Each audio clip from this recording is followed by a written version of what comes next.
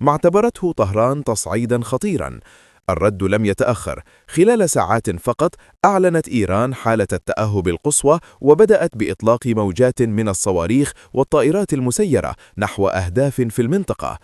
التقارير العسكرية تحدثت عن إطلاق مئات الصواريخ إضافة إلى عدد كبير من الطائرات المسيرة الهجومية.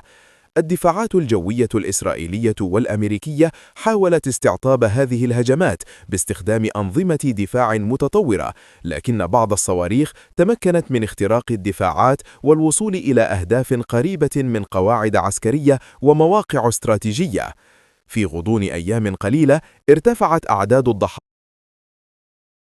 والمحللين الآن هو: هل ما يحدث مجرد مواجهة عسكرية محدودة أم بداية سلسلة أحداث قد تتحول إلى حرب أكبر لا يمكن السيطرة عليها؟ قبل أن نغوص في التفاصيل، إذا كنت تتابع الأحداث العالمية وتريد فهم ما يجري خلف العناوين، اضغط زر الإعجاب الآن واشترك في القناة، لأننا هنا نحلل الأخبار الكبرى بطريقة واضحة ومباشرة.